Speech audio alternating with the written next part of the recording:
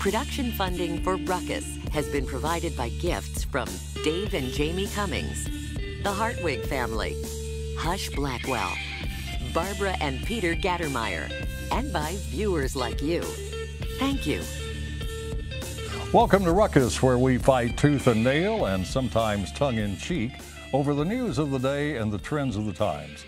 I'm Mike Shannon. The Ruckettes join me shortly, and our topics this week: another call for gun control, another effort to move the Royals downtown, and another Kansas Supreme Court ruling on schools and money, plus, of course, roast and toast. But we start with our Newsmaker segment and open our discussions about the school finance issue and related topics with an official from the Kansas Policy Institute. Dave Trobert is the Institute's president and a frequent spokesman for the group on radio and television. His articles have appeared in numerous state newspapers and nationally in the Wall Street Journal, Investors Business Daily, and the Washington Times, among others. We are very pleased to welcome Dave Trobert to Ruckus. Dave, it's a pleasure to meet you, and thank you very much for coming in. Thanks, Mike. It's good to be here. What is the Kansas Public Institute? What does it do? Kansas Policy Institute is a nonprofit education and research organization. We use the constitutional principles of personal freedom and limited government to solve problems in ways that create the best path forward for everyone to achieve prosperity. And it's privately financed? We're nonprofit. We accept no government money. We're funded by people who want us to help them protect their liberty. Is it fair to say it is a conservative-oriented organization? Conservative, fiscally conservative, yes. We don't engage in any social issues, so sometimes conservative connotes attention to some of the social issues, but we stay focused on fiscal issues and education. Well, you certainly engage in the issue of school finance in Kansas and the Supreme Court rulings, the latest of which was just a week or so ago. And once again, the Kansas Supreme Court says the state does not provide enough money or enough money equitably for the school districts in Kansas. You agree with that? No. This Supreme Court ruling is no surprise because it's all about money.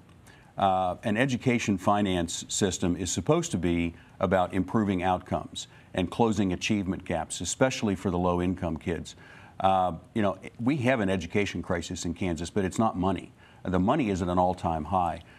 We used to measure the time it would take to close achievement gaps in decades for low-income kids. Now, about $2 billion later, we have to measure those gaps in centuries.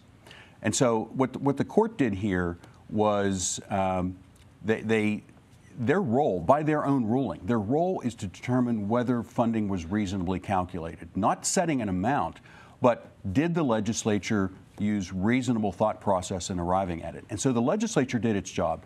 They followed the court's guidance. They even used what's called a successful schools model to arrive at their funding.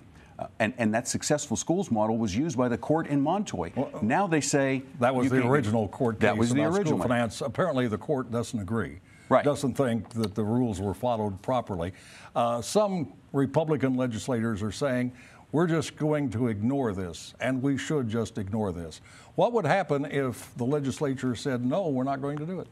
I think what the legislature should do is put students first.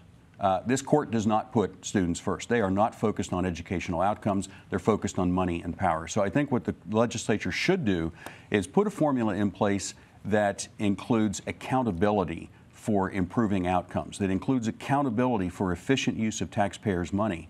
And they should also take steps to ensure that kids have a right to an education. You know, the court's solution is they say 75% of the kids seem to be doing all right. We just have a problem with 25%. Their solution is pay our ransom, or we're going to deprive 100% of the students from an education. What do you think the court could do or would do if the legislature said, no, we're not going to follow your directive? Whether they said no or whether they said here's more money and the court says that's still not enough. It frankly may never be enough. The schools want $1.4 billion more. But what would the court do? Would it close the schools? Would it take over administration? Well, the court doesn't control the National Guard. I understand that. So they would have to try to cut off funding and or intimidate local school boards from opening. So what the legislature should do in response is ensure that schools stay open. They do that by making sure that there is a funding mechanism so that the money can get to the schools. And if the local school boards choose not to open, then the legislature should provide an education savings account for students in any district that doesn't open. Do you think there should be a change in the state constitution making more clear what legislature is required to do with regard to school finance? It's vague and can be interpreted in a million different ways now. Yeah, Mike, I think not only should it, I think it must. I think the future of education and the economic vitality of Kansas depends upon changing that constitution so it's very clear how schools are to be funded. We're going to see an income tax increase in this session of the legislature? I think there are some people who, on one hand, say we should give the schools what the courts want, but many of those same people, if you ask them, will you support another $600 million tax increase, they want to run for the door. I don't know. And here's the scary thing. It's not just this $600 million tax increase. There's another one coming within 2 years because the legislature they didn't balance the budget. Yeah. I should note the court never gives any indication of how much money it thinks would meet its objectives. Well, they're being cute. They're saying no, we're not going to give you a number. But if you don't, it's pretty clear. If you don't meet this minimum, we're going to close schools. But the minimum changes from person to person, attorney to attorney. You hear 600 million, you hear a billion, you hear more. Got to stop it there. Dave, a pleasure to meet you. Okay. Thank you very much for coming in. Thanks, Mike. That is Dave Trobert. He is president of the Kansas Policy Institute. Now let's meet the panel and start a ruckus.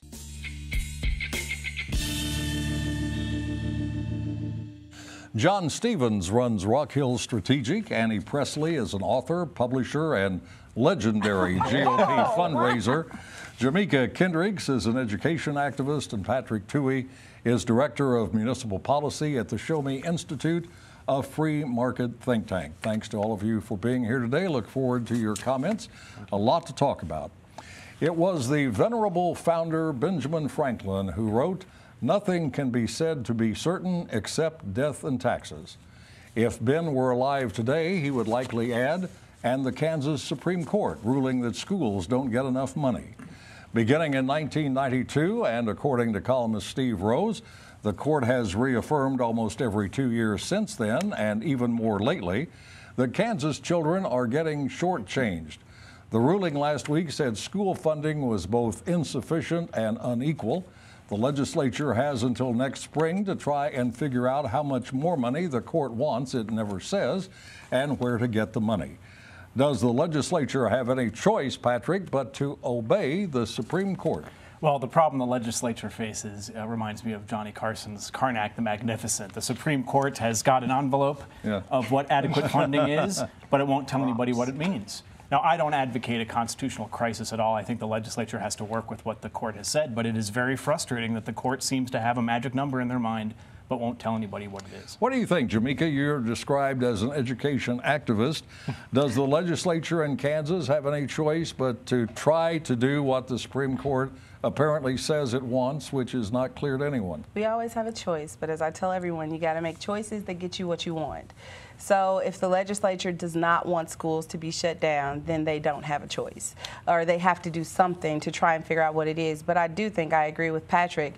At some point, there has to be a conversation that lets them know what are the expectations specifically, so that we can make sure we're meeting them. So the next time we give you something, you won't come back and say, well, that's still not enough. Well, where will the legislature get the money for increased funding for schools? They can either cut some of the other programs and give that money to schools, or they can enact yet another income tax increase. The most recent one started in July.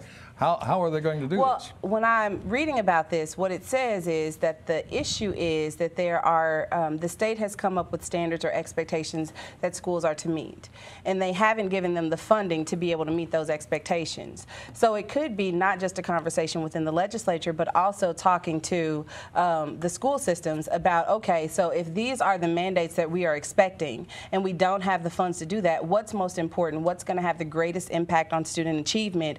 Let's focus on those so that we can use our funds more effectively rather than saying we just need more for things that may not even work. John, how would you like to be the governor, which is what Jeff Collier will be next year during the election? Yeah. And he's running for the Republican nomination, and he's also going to be involved in trying to solve this school funding crisis.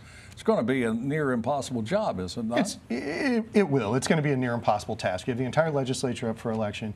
You have a governor up for election. And you have a situation where there have been, in addition to the courts, there's also have been legislative sleights of hand over the years here with capers and some of these other things to try to sort of show that additional money was coming into education without really structurally looking at how to really do it properly.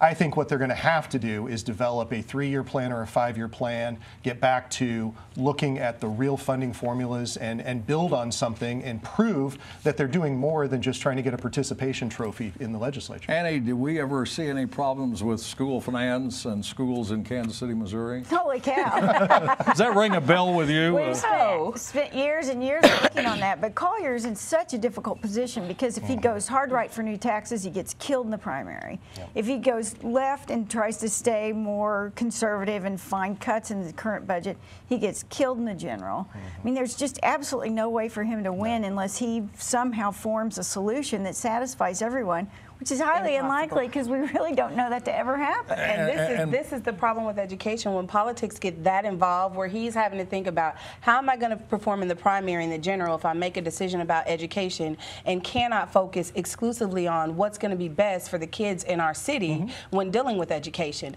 That's a problem. How will another tax increase play in the Kansas elections for the legislature and the governor next year? Will we see Democrats saying, yeah, we've got to do it, and Republicans saying, no, you must not? Well, that's a very good question, and I don't know the answer. I think a lot of these moderate Republicans that were elected last cycle to kind of come in and solve the problem, realize, oh my gosh, the Supreme Court's not going to give. And by the way, it's not just a matter of how much money you pour into the system. The Kansas City Star editorial board talked about Shawnee Mission School District and how they are spending millions of dollars on salaries that aren't going to the classroom. These are administrators. I will admit to a considerable degree of ignorance, but this is what the state constitution says about finance. The legislature shall make suitable provision for finance of the educational interest of the state. If you can tell me what that means in dollars, I'd be glad to be instructed because more. Okay, just means all right. For some baseball fans, moving the Royals to downtown is a continuing obsession. And now City Hall is helping invigorate the enthusiast by funding studies of potential locations for a downtown stadium. 2 of the possible sites are adjacent to the Sprint Arena. The Royals' lease with Jackson County for the present site runs until 2030. It wasn't that long ago, 2006, the Jackson County voters approved a sales tax increase to renovate the sports complex, making major changes to both Arrowhead and Kauffman stadiums. The cost for a downtown stadium is currently estimated at around $500 million, $500 million. So our first question is this: is a downtown baseball stadium a realistic goal for Kansas City? And let's start with John. I think planning, looking at it, studying, considering it, what we do for the future is absolutely a realistic goal. I think there are actually 2 issues that we need to look at here. One is the reality is the contracts never, when these lease agreements run to 2030, by 2025, there will be a call of what is the future. You don't wait until 2030 to deal with this. So we have to look at that. We have to consider that.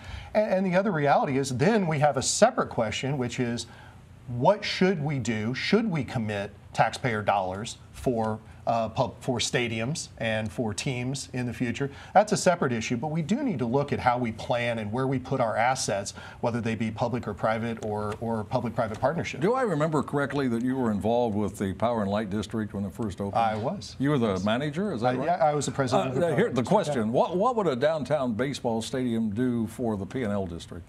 Well, would that solve its financial, the city's financial costs? You know, I can't say that it would solve anything, but I would say that what it would do is we've built 2 great stadiums that have been very successful in many ways out at the Truman Sports Complex.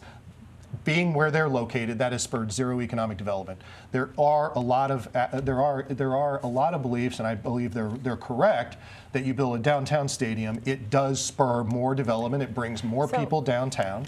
And it would support it. Annie, don't you live sort of downtown, or at least in the downtown vicinity? Until very recently, yes. And what would that do, a baseball stadium downtown, to parking, let's say, and traffic? Well, parking will be a nightmare, but obviously you'd have to build parking adjacent too. Somehow, the enthusiasm that would bring to downtown would be awesome. It would be amazing. But I think it really needs to be a little bit further toward the 18th and Vine District to really take advantage of the land that's available and also spur economic development in that area. And then you can still walk to and they have youth just baseball stadiums down there. The Right. baseball academy, you're right. There's lots going on over there that could. Jamaica, you big baseball fan? No, and I am not a fan of this. Well, tell us why not. Because, one, the city is bigger than downtown. And there has been so much investment in downtown. We've just updated I-70 to make traffic easier getting to the Royals and the Chiefs stadiums. We've just done an update within the stadiums. We are spending money on top of money to make sure that these things are great. So now we're going to move it downtown, and to me that says we're going to gentrify. We're going to speed that up, which is a problem for me and people who live in my community, because I do live east of Truce by choice. And so that's a frustration for me. And my question is, when we start to talk about things like this, we want the airport, we want the stadium, we want the streetcar, all these things, but when do we start to invest in those portions of the city that are actually doing the worst? We've invested in downtown for the last 10, 15 years. Downtown is doing much better. So what about the other parts of the city where we have not invested? Why are we continuing to say, how can we dump more money into this area that's doing well, instead of how do we make some changes in the areas that are not, so that they can actually improve? So what do the folks at the Show Me Institute think about a downtown baseball stadium? Well, first of all, I agree with everything that was just said. And John is right. There has been zero economic development. If you look at a map of the Truman Sports Complex from space, you see that it's forest around them. And it would actually generate zero economic impact downtown. There would be costs. For example, you might say, well, people will go to have a drink afterwards. Well, what they would have done now is go to Quick Trip to get alcohol. You trade off. Just because you move a stadium does not mean you put more disposable income in the pockets of people who go to games. It's a shell game, and it is awfully expensive. We have dumped millions, hundreds of millions of dollars into downtown, and we are doing so at the cost of basic services like education. And we already spend money on baseball every year, don't we? The state and the city put millions into the sports complex? We certainly do, but I do believe studying the location, a future location for a stadium, is fundamentally different than should we put public tax dollars into stadiums for the future. That's a determination. It's the same thing. It's spending money on consultants to talk about how are we going to spend money in the future. Thank you. Well, of course he is a consultant. Right. So we should just wait until the lease expires and then just let them... Let's wait till 2025. Let's talk to the owners about what they want and what they're willing to pay for before we start off by saying, how can taxpayers foot the bill? That's what we're doing right now. Our first question is, how can taxpayers pay for this? And that is absolutely wrong. And I suppose we should add, there's no indication the Royals have indicated any serious interest in this. No, this they've is a said city no. venture.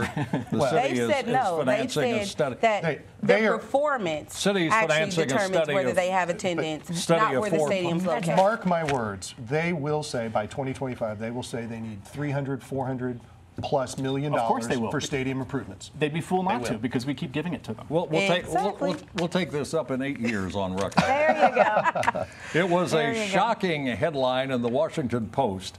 I used to believe in gun control, but then I ran the numbers.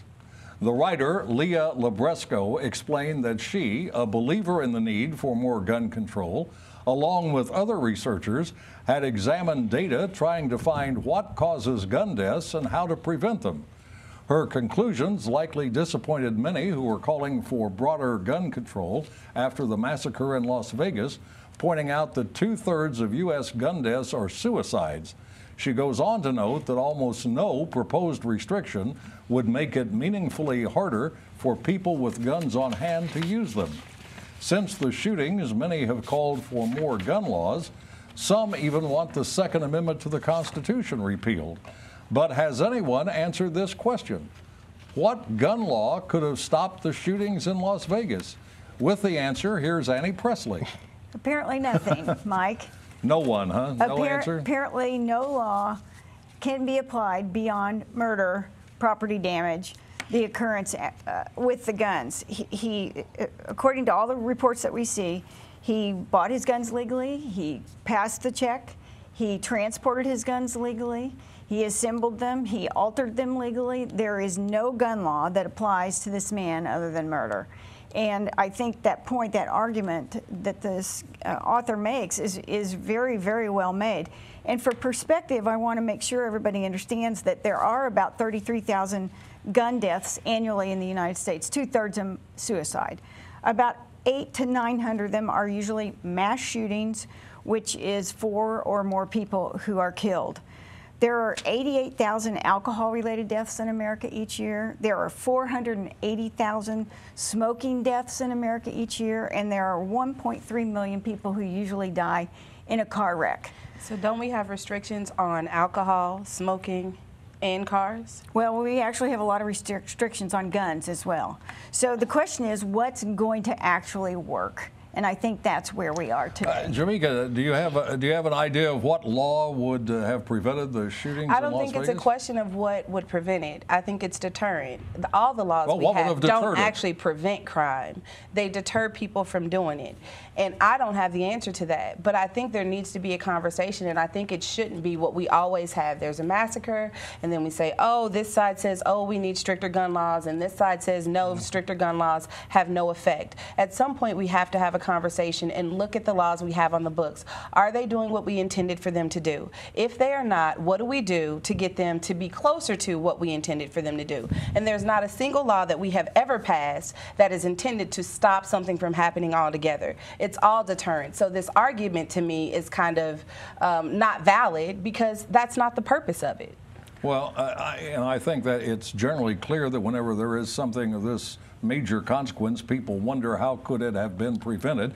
It might be helpful if we knew what the shooter's motive was, and thus far there's no solution. Nobody seems to know. We have no idea, and I would agree with Jamika. I think a real fallacy, it's a fallacy of study, fallacy of numbers, is we look at, and it is human nature to say, could it have stopped this one shooting?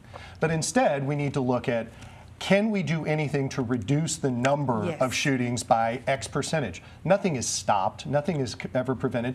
But I find it interesting that it said, I've studied the numbers, yet for 20 years, starting with the Dickey Amendment and carrying forward through NIH funding, CDC funding, everything else, there has been a concerted effort from the NRA and from many elected officials to prevent federal funding of the study of gun violence at any level and at any type. I find it interesting that they say, I've studied the numbers, but yet we work very, very hard to prevent the study of gun violence. Patrick, do you find it shocking that a New York Times columnist, who is supposed to be a conservative columnist on the New York Times, the only one on the opinion page, has written a column calling for the abandonment of the Second Amendment to the Constitution? I was actually glad to see it because for years the, I'll call them gun grabbers on the left, have been telling us we're not actually trying to grab your guns. And now we find out that in fact they are coming out and saying we need to get rid of the Second Amendment. So I welcome that, that debate and that honesty. Charlie Cook of National Review wrote, I think a year or two ago, he said, what would it actually take to get rid of guns? Not only would you have to change the Constitution, you'd have to change 45 state constitutions, then you would actually have to go out and have the police confiscate guns. And so it's this idea that people talk about that, frankly, they are not serious about adopting or enforcing. Jamika, very quickly, a yes or no. Do you want the Second Amendment repealed? No. Bless you, my child. This is good news. So, Mike, there's a program that a guy, Dr. Gary Slutkin, came up with. He's an infectious disease doctor, and he says we should treat this like an epidemic and apply science to the problem. And I encourage you to look him up on a TED Talk. All right, great. We got to go now to the soapbox for the Roast and Toast segment, where the Ruckheads have 30 seconds each to either elevate or devastate people and events in news. And let us start with Patrick. My roast today is of Kansas City leaders and their ill-advised a publicity stunt yesterday, which consisted of having Mayor James spam Amazon with fake product reviews. One tech magazine called it desperate and said it might actually violate Amazon's terms of service. Now, perhaps we shouldn't be surprised that the folks that give us fake airport surveys and fake procurement policies for the airport should stoop so low, but if this was the good idea, what were the bad ones? And Kansas City has plenty of competitive advantages. We at the Show Me Institute wrote a paper about it, but Kansas City is not served by its government. We need more real leadership and less fake reviews. Clearly, that's all we need, a Show Me Institute paper. That's right. All right, Annie. Okay, so I am toasting 5 former presidents: Carter, 41 Bush, Clinton, 43 Bush, and Obama. They have come together to put together hurricane support. They're having a big event this week, and all coming out of 41's library at Texas A&M, and I'm congratulating them to come together and do this for the people who are suffering. All right, Jamika. So I am roasting Chad Dirth of KC Trends, a business that targets the black community, because he asked that business owners refuse service to Marcus Peters for his peaceful protest during the national anthem, and also Donald Trump for taking this protest that was intended to highlight the institutional racism in this country and the impact it has on communities of color, and changing it to something that's about respect or disrespect for the flag. I, like millions of Americans, believe our country is great, but it can be better. And the only way we get to our best is if we address those institutions and systems that reflect our worst. Quickly, John. Sure. I'd like to toast the Kansas City arts community. The Arts KC organization recently completed a survey of all the arts organizations throughout the region that showed that there is a $276 million annual direct investment by arts organizations, employees of the arts. That would make it, in the population of those arts organizations, would make it the 3rd largest employer if they were one single employer in Kansas City, and also to the arts fans, all types of arts fans that have seen a 39% increase in attendance and spending among Kansas Cityans for the arts. And that's it. That's Ruckus for this week. We are back next Thursday at 7. Now for the Ruckettes and the crew, I'm Mike Shannon saying thanks very much for watching and good night.